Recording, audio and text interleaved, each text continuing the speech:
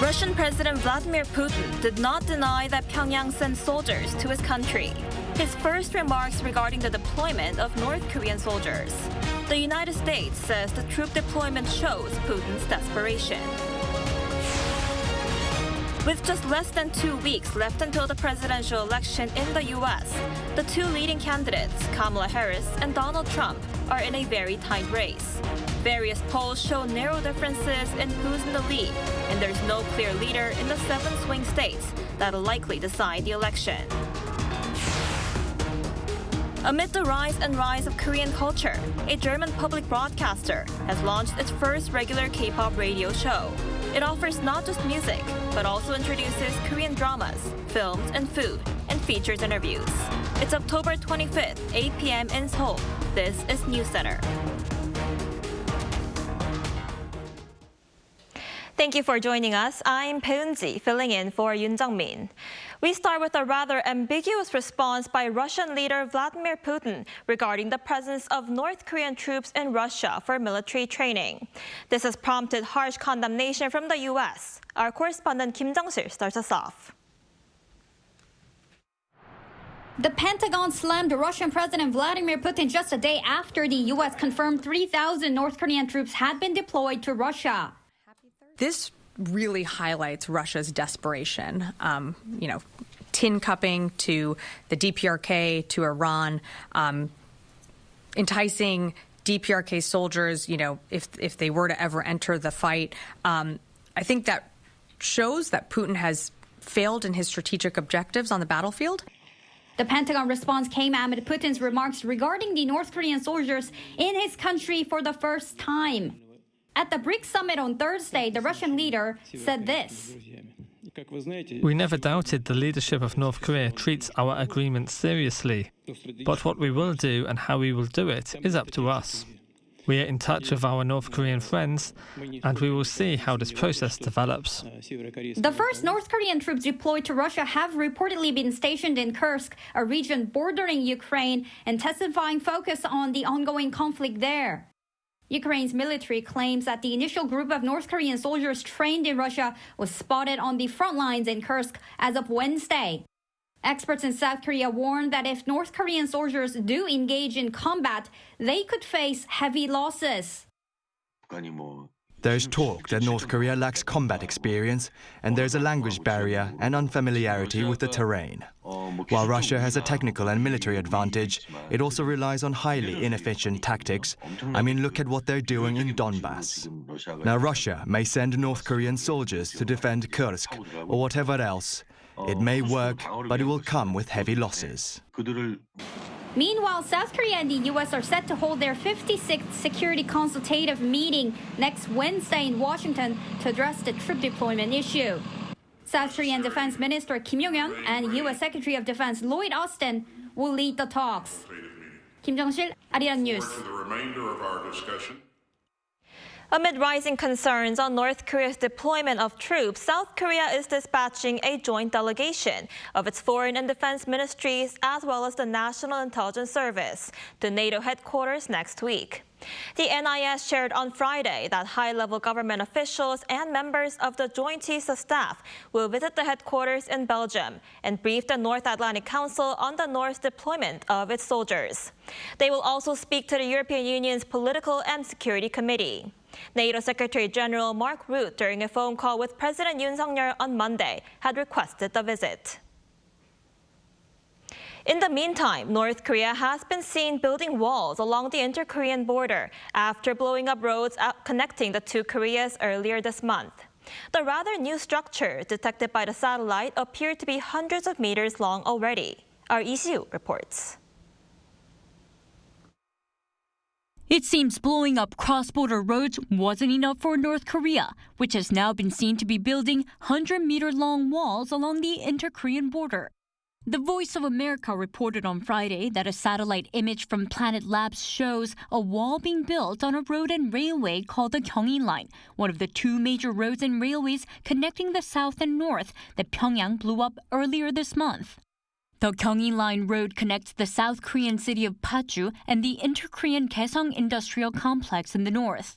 As of Thursday, the blocking structure appeared to be approximately 95 meters long.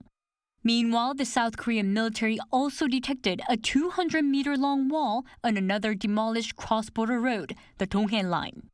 The military said it's tracking and monitoring operations near the military demarcation line. Seoul's Unification Ministry said on Friday that it too is keeping a close watch. We've identified North Korea's additional construction activities at the site of the explosion. The North said it will continue its actions to disconnect, so we will closely watch related movements.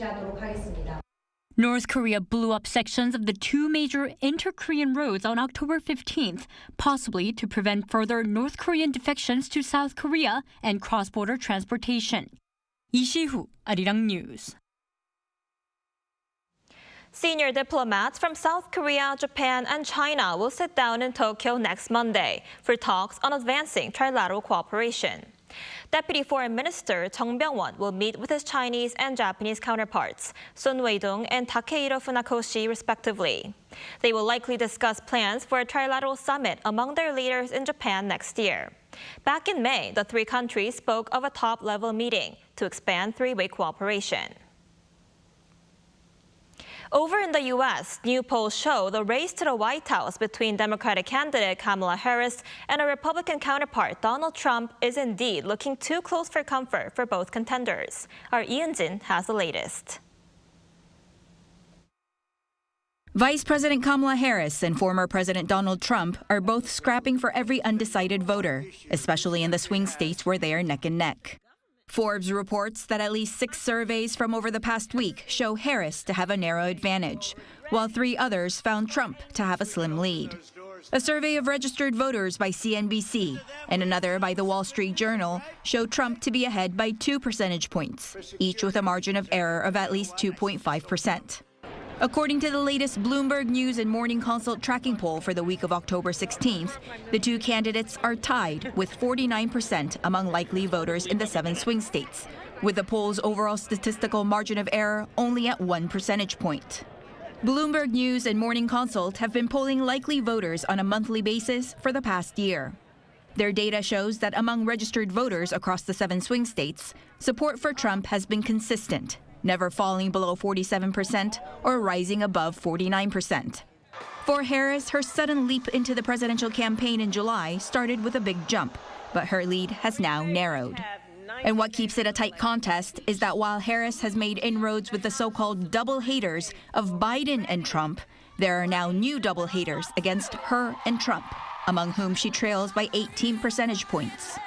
Vice President Kamala Harris continued her campaign trail in Georgia on Thursday. The rally was her first with former President Barack Obama.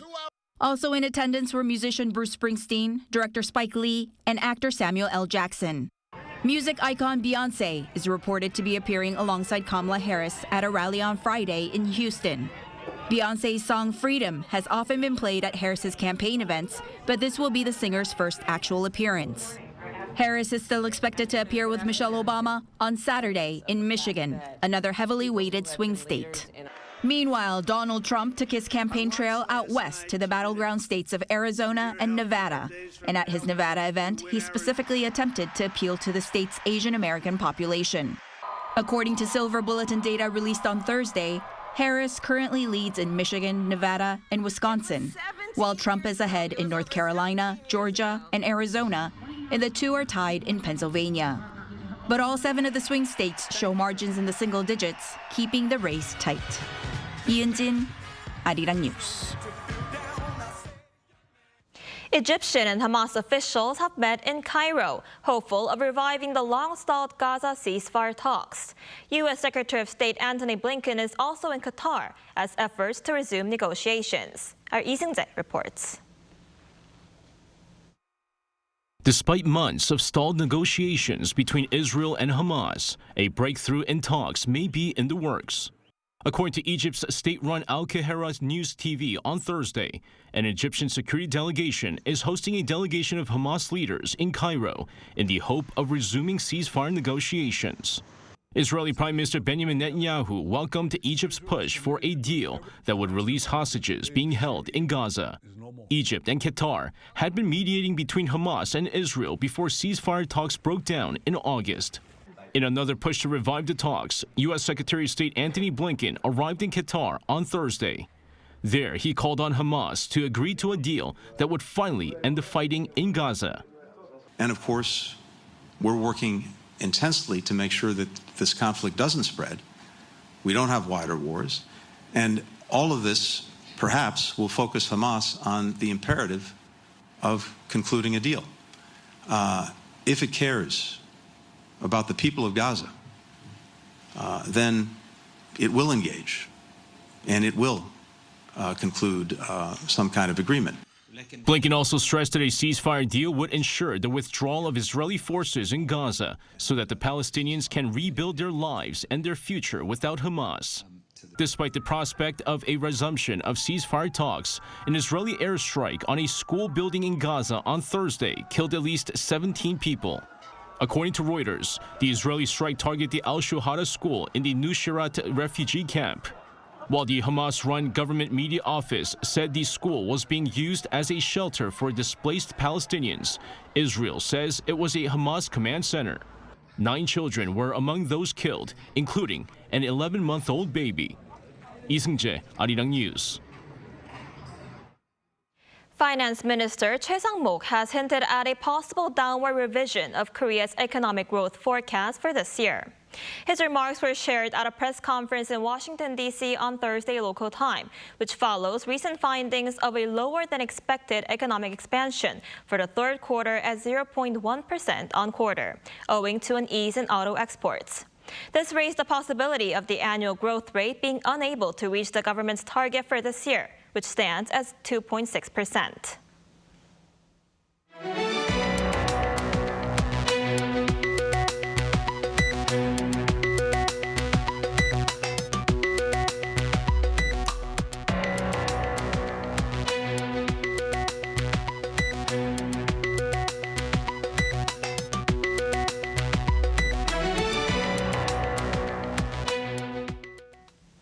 Today, October 25th, is Dokdo Day here in South Korea, and related celebrations are taking place across the country.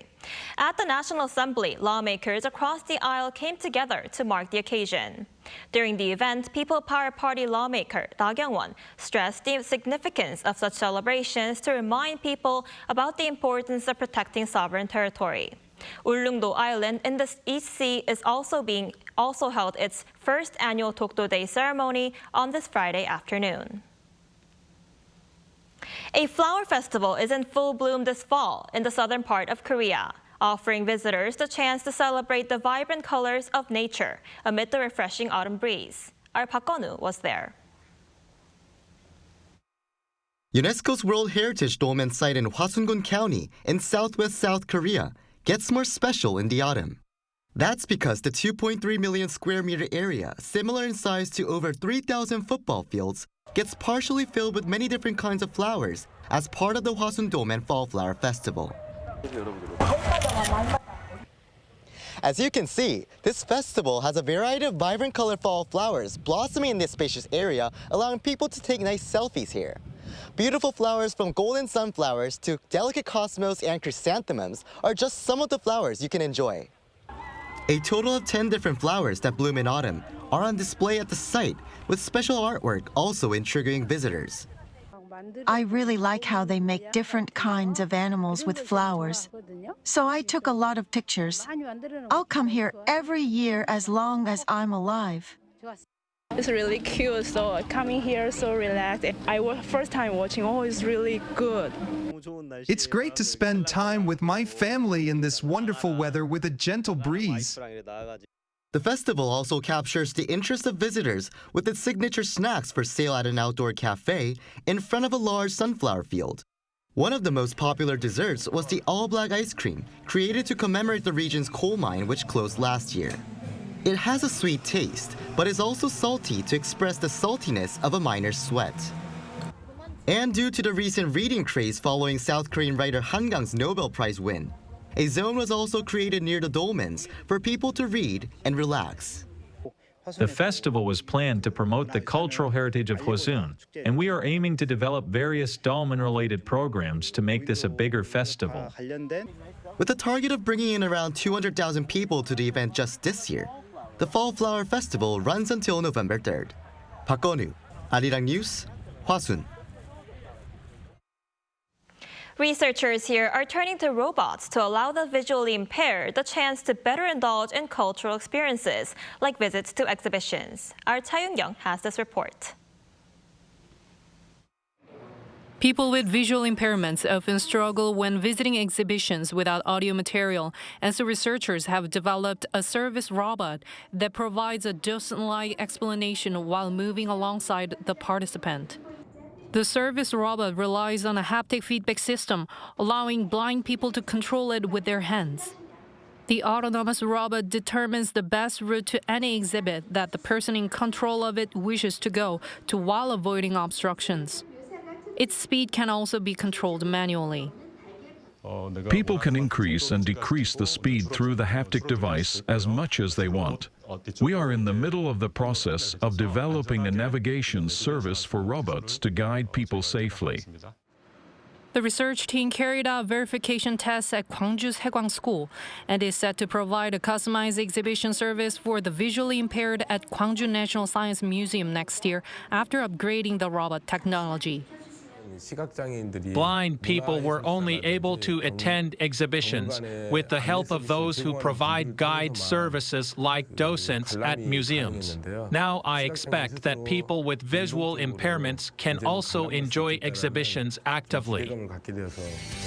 The advanced robot technology is raising expectations of helping blind people to have cultural experiences without barriers. Cha Young, Arirang News. American pop star Bruno Mars has taken first place on a Korean music show for the first time through a collaboration with South Korean girl group Blackpink's member Rosé called APT. APT reached first place on the K-pop chart show M Countdown, a rare achievement for an American star. Mars thanked his Korean fans and Rosé on social media, and Rosé responded with a congratulatory message. The song, released on October 18th, was inspired by a Korean drinking game. Boosted by global popularity, APT is expected to reach the top ranks on the US Billboard Hot 100 and the UK official singles chart Top 100.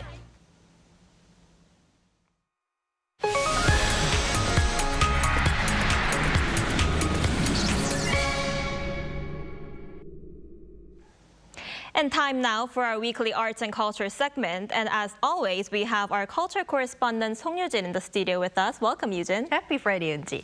So what do you have for us today, Yujin? Well, Eunji, today I have some exciting news from Germany, which really shows how far the Korean wave is reaching around the globe.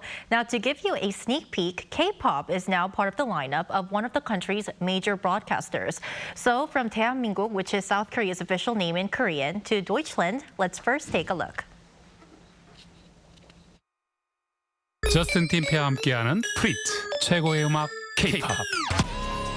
What you just heard is Germany's first regular K-pop radio show, Best Musik K-pop. Fritz, a radio station under a public broadcaster, und Funk Berlin Brandenburg, officially launched the show on October 14th. It's the product of months of collaboration between ALBB and the Korean Cultural Center, Germany. Justin Timpe is the show's host and producer. He fell in love with K-pop after first listening to BTS 10 years ago. So perfectly produced, everything, like the music videos, like also the styles. They try new things, which I never heard before. Like, you would never go and put a bit classic into a rap part and then a bit R&B, and then at the end we have pop. Justin is involved in every step of the show, from researching trends to curating playlists, making sure the program is open to all listeners. What I do is I look, what stars do we have over here? Like Dua Lipa, Coldplay, Bruno Mars. And then I check to what kind of K-pop songs do we have, which are very similar to them, and try to make the example. Like, hey, we have Dua Lipa. In Korea, you have someone else, like Jeon So-mi.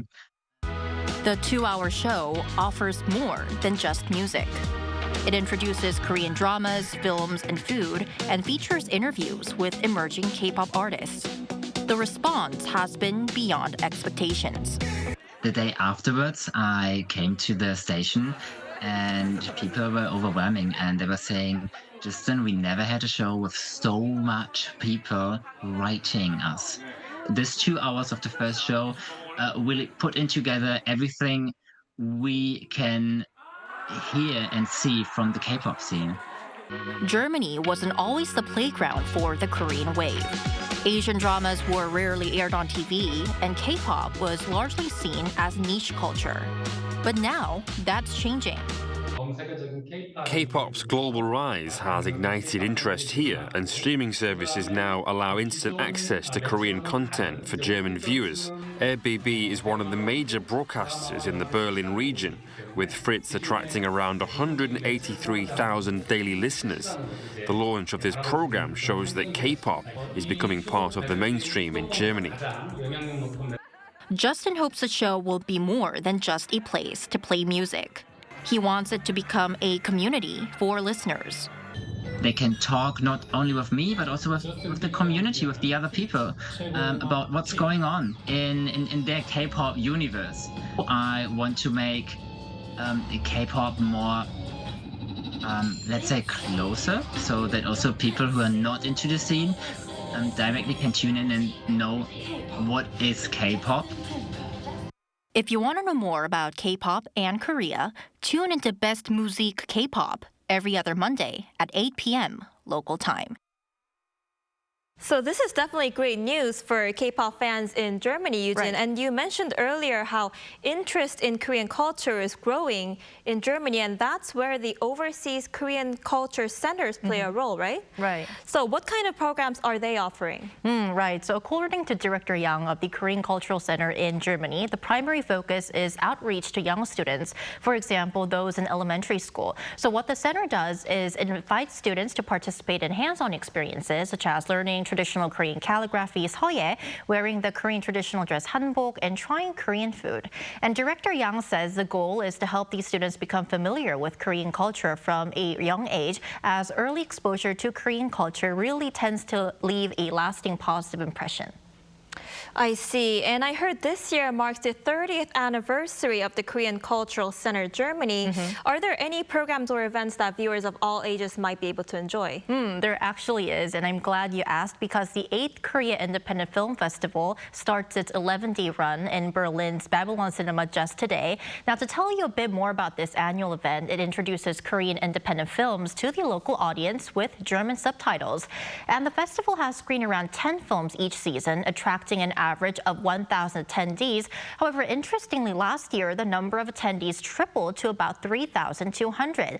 Now, to talk more about this year's festival, it will screen 10 films, opening with director Kim Mi-young's A Lonely Island in the Distant Sea.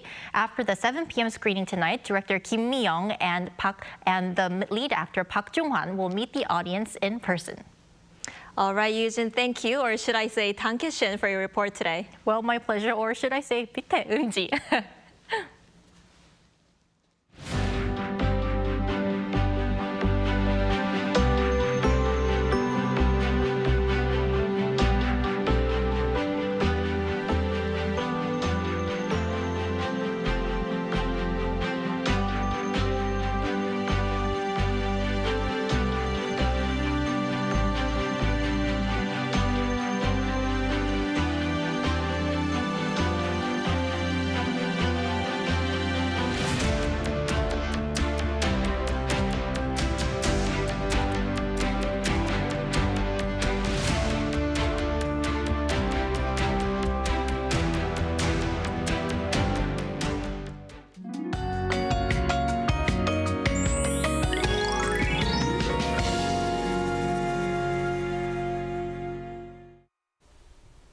Autumn weather continued today, clear skies with large daily temperature differences.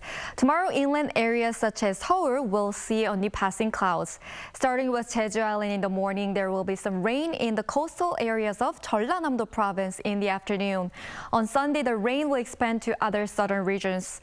Up to 50 to 60 millimeters is expected on Jeju Island and south coast until Sunday, and 5 to 10 in southern inland areas. There will be strong winds on the south coast and Jeju Island today. To prevent accidents, please check whether anything that could be blown away is secured down. Tomorrow's Seoul will start off at 12 degrees Celsius, Daejeon and Daegu 13 degrees. Daily highs will move up to 24 in Seoul, Gwangju and Busan, Chuncheon and Gyeongju 22 degrees. Even though there will be huge daily temperature differences, it will be great to do outdoor activities this weekend. That's all for Korea. Here are the weather conditions around the world.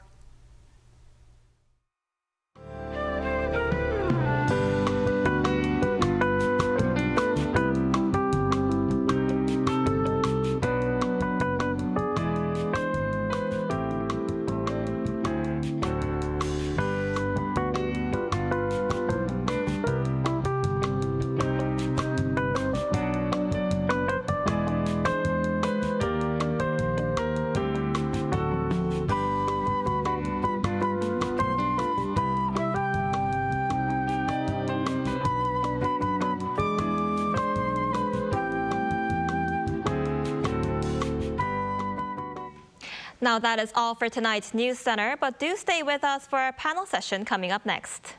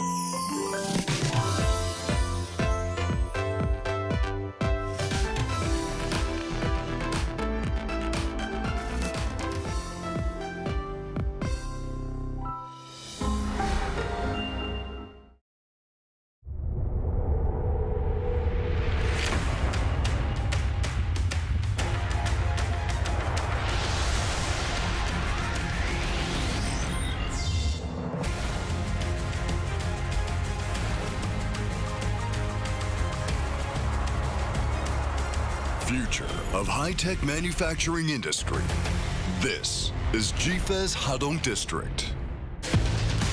We want to connect you to a future of possibilities with our own resources and specificity by connecting spaces to save time and cost. Connecting excellent infrastructure with technology to drive innovation.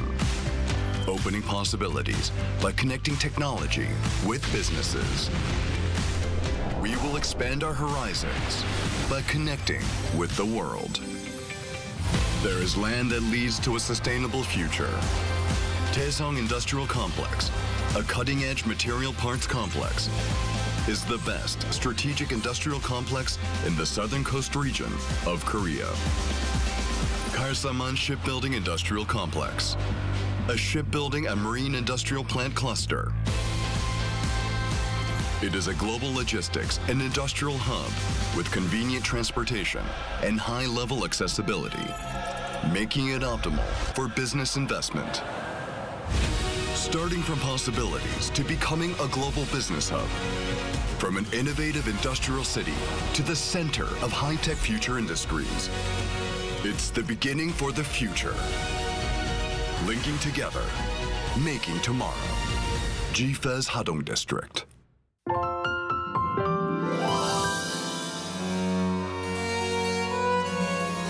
오늘 공연은 코렐리를 좋아하세요 라는 제목으로 갖게 되고요. 모든 가족들이 즐길 수 있는 프로그램으로 준비를 했습니다.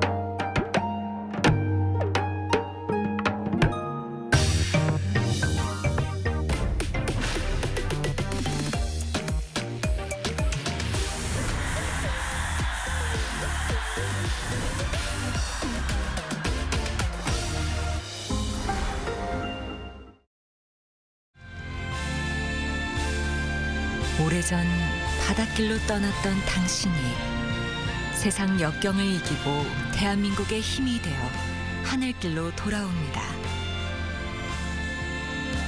머나먼 타국에서 가슴 깊이 그리던 조국. 대한민국의 품으로 우리 동포들이 돌아오는 그날이 오면 배웅한 곳에서 맞이하겠습니다.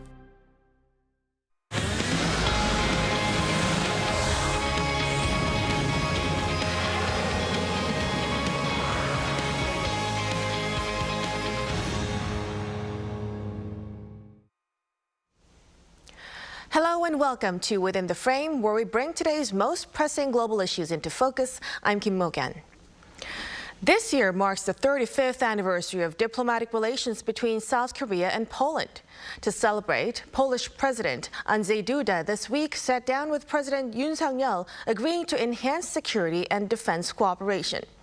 Poland has signed significant defense contracts with South Korea totaling $44.2 billion to acquire K2 tanks, K9 howitzers, F-50 aircraft, and Chunmoo rocket launchers amid the Russia-Ukraine conflict. Now, in addition to this, Seoul and Warsaw are committed to the signing of an additional K2 tank export deal by the end of the year. The leaders also discussed regular consultations between their defense authorities and ways to expand collaboration in energy, infrastructure, and advanced technologies.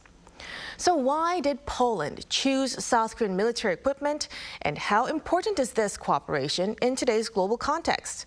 For answers to this, we are joined online by Kim Jun-mo, professor at Konkuk University's Department of Public Administration. Welcome to the program, Professor Kim. My pleasure. And also joining us from Berlin is Dr. Eric J. Balba, visiting fellow and Korea Foundation fellow at the German Institute for National Security Affairs. Thank you for joining us. Thank you so much for having me. Now, first, let's start with Professor Kim. So, over more than 3 decades of relations, how have the ties between the two countries evolved over this period? Korea and Poland normalized diplomatic relations in November 1989. Since then, trade volume has been expanded. Last year, Polish export to Korea was around $915 million amount. And the same year, Korean export to Poland was around $9 billion, reflecting arms trade.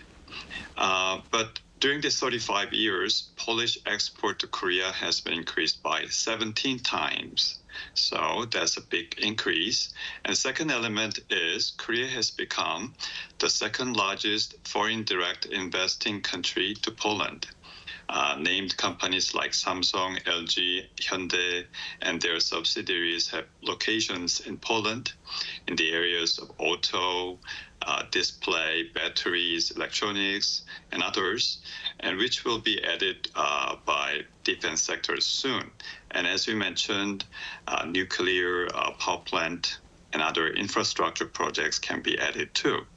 So, and to sum up, the ties between the two countries were studied in economic cooperation, has grown up in mutual interest, and then Poland has been the economic cooperation center for Korea. And with recent changes in international environment, the two countries found that we are value-sharing countries together with the United States and the EU. That's the big change. Right. Now, also to Dr. Balba, in the context of unstable international conditions such as the Russia-Ukraine war and conflicts in the Middle East, why is cooperation between South Korea and Poland particularly significant? What are the geopolitical and geoeconomic factors at play? Yeah, I think we have to place the bilateral relations between Poland and the Republic of Korea and other European countries, with South Korea for that matter. We have to place this in a broader geopolitical context. On the one hand, of course, we have the strengthening of EU-South Korea relations, which has been a primary level of cooperation between Europe and South Korea in the past decades or even more. And with the geopolitical changes, I would say that individual bilateral relations between EU but also NATO members and South Korea have become even more important. And we see also, as Professor Kim just said, this cooperation moved from economic considerations now all the more to the strategic level.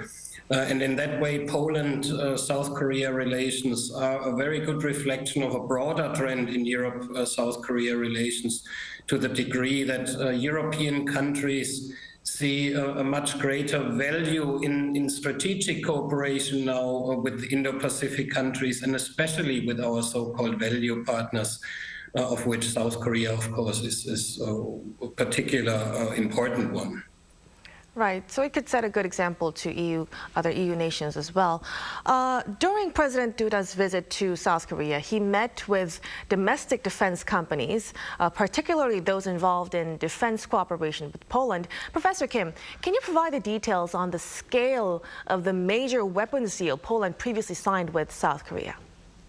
Yes, after a massive contract between Korea and Poland in year 2022, export volumes were subdivided into batches. And as we know, in 2022, we got a very big deal, a $44 billion amount contract between the two countries. And as the first batch, we had in 2022, 12.4 billion worth of contract between the two countries, including 48 F-A-50 aircraft, almost 180 K2 tanks, 200 some K9 howitzers, and Chunmoo multiple rocket launching systems. After that, last year, we had additional 150 K9 howitzers and Chunmoo multiple rocket launching systems mounted on Polish truck systems, which is called K, which are all in the delivery process, and they were respectively $2 billion and $1.6 billion amount, respectively. This year, these two countries are about to finalize the biggest chunk of this $44 billion deal, which is to produce K2 tanks in Poland, which will include almost 800 units. And the value will be around $7 billion worth. So this is the largest defense contract ever awarded to a Korean defense contractor under a single agreement. It's a big size. Right. Then given the focus on defense cooperation discussions at the recent South Korea-Poland summit, Professor, what tangible outcomes have been achieved, and how would you assess these developments? Yes, several points can be laid out. First, this summit visit was to reconfirm previously established defense contracts and to boost second stage implementation for the deal, which is the bigger chunk of the total deal. And the centerpiece of the second batch, as I mentioned previously, is the K2 tank. To produce this in Poland locally, we need to have a comprehensive arrangement and comprehensive industrial cooperation between the two countries. And from Polish side, they may expect Korean government's efforts to offer policy loans for this project as well. So that's one big axis. Secondly, recent changes in international arena has pressed President Duda to visit Korea to solidify the so-called shared value alignment between the two countries. So that was the tangible outcome. Thirdly, two presidents discussed the new areas for cooperation beyond defense that will include infrastructure, next generation technology, future vehicles, robotics, bio, and tangibly, it will include nuclear power plant generation and airport construction and high-speed train projects where Korean experience can be transferred to Poland. Right. So finally, yes. As a science and technology policy dimension, Korea can work together with so-called Visegrad countries for joint R&D as well. Right. So the ties between the two countries, the level of cooperation has stepped a step forward. Sure. Right. Now, so Poland has been prioritizing military enhancements in recent years, especially following the Ukraine conflict. Dr. Balba, what motivated Poland to choose South Korean defense suppliers? You know, I think to understand Poland's motivation in this context, it is very important to understand that Poland, in the context of Russia's invasion of Ukraine, has strategically repositioned itself. It has positioned itself as a key member and defender of NATO's eastern flank. And central to this strategy for Poland is a comprehensive defense modernization, which is underpinned by a 4.3, with even plans to go up to 4.7% of its GDP in defense spending. So at the core of Poland's defense modernization strategy is not only to reduce its reliance on Soviet-era equipment, but also to strengthen domestic defense production. And I think this is where South Korea comes in, because the ROK, alongside the US, became the key contributors to this transformation and modernization strategy of Poland. So not only is the Republic of Korea already one of the largest military exporters in the world, it was particularly Seoul's willingness to transfer technology and co-produce weapons in Poland, which is exemplified by the 2024 Memorandum of Understanding between Poland, WB Group, and Hanwha Aerospace. That is seen in Warsaw as supporting its aspiration of becoming a regional military powerhouse. And to this strategy, South Korea has become central, together with the US, for Poland's defense modernization strategy. Right. So with that being said, then what about from South Korea's perspective? Professor Kim, what is the significance of exporting defense equipment to Poland, and does this signify an expansion in NATO's defense market through Poland? Looking at the recent decade, Korean defense industry has grown up significantly and became one of the major players in the defense market. As a lot of people recognize, Korean defense products have maintained US and NATO standard compatibility and has an excellent price to competitive ratio and very excellent reliability. Yet, we desperately wanted a home run in this performance, and with recent international and regional conflicts, we got the chance to prove ourselves. That's the big the meaning for this event, this change. And regarding the European market, European defense market is very competitive and crowded with strong existing players. So it'll be a very challenging opportunity for Korean defense industry. So cooperation with Poland will be a very nice stepping stone for the Korean industry. And for the Korean industry, they should develop their own customized strategy for each nation.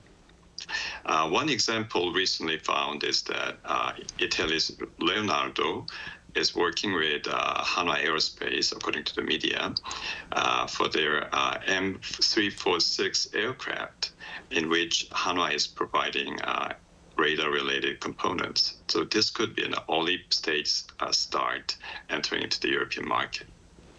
Right. Now let's step aside from weapons exports for a while. The summit between South Korea and Poland also highlighted discussions on nuclear power cooperation. Dr. Balba, what is the background and current situation regarding Poland's push to construct nuclear power plants, given its high reliance on fossil fuels? Well, again, here I would say that Poland's decision to build new nuclear power plants must also be placed in a broader context and discussion in Europe about energy security, which has reached a new dimension after Russia's invasion of the Ukraine, which again has painfully shown to many European countries the negative effects of a one-sided dependency, in this case on Russian energy.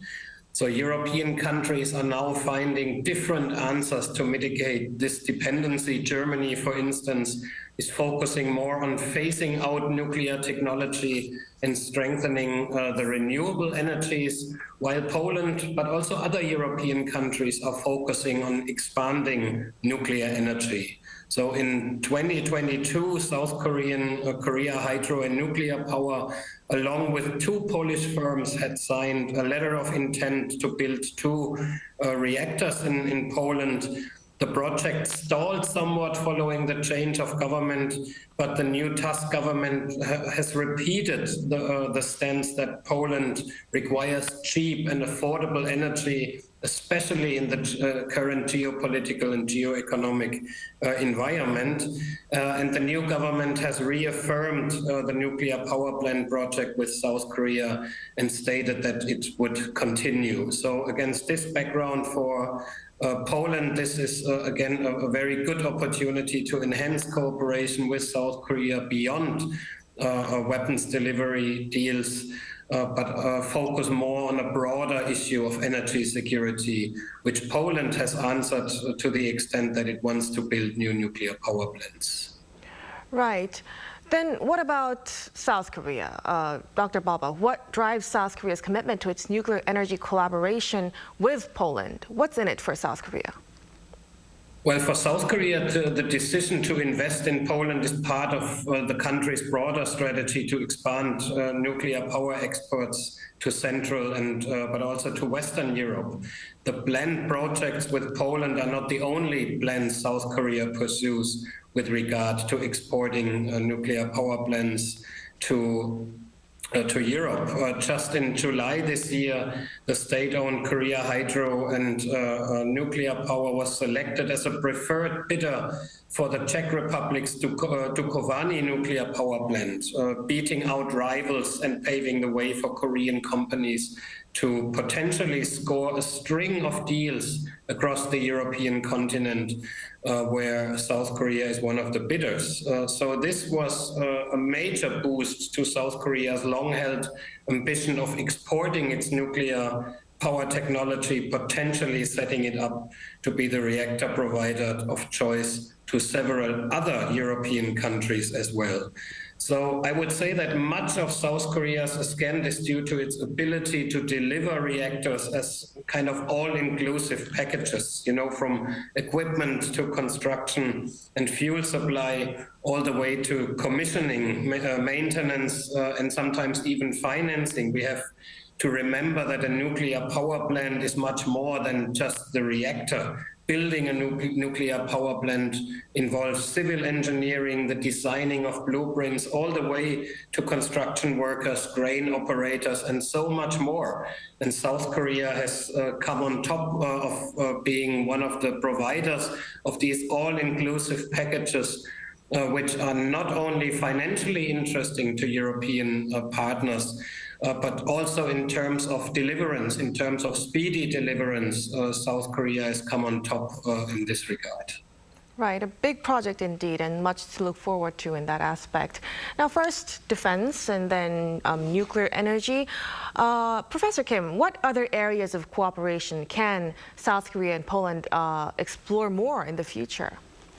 Yes, as Dr. Baba has just mentioned, nuclear power plant and its electricity generation is important because everybody in the world is trying to pursue net zero, carbon-free growth.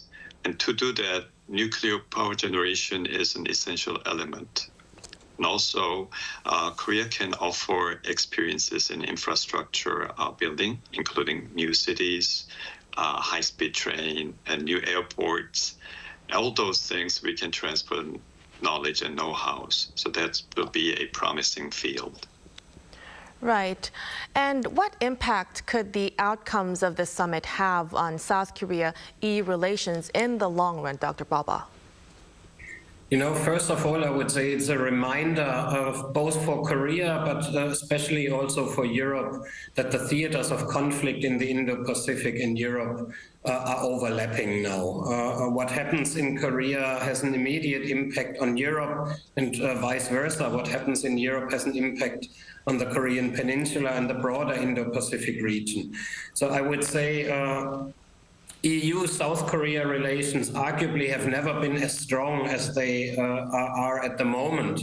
And with individual countries like Poland, but also Germany and other EU countries pushing their relationship with South Korea to a new level, including the strategic sector cooperation, including security cooperation, enhanced defense cooperation, I would say that this is the most important signal that comes out of this particular summit as well, namely that Europe-Korea relations are very, very strong, and we are on a path to even a deeper cooperation in the coming years.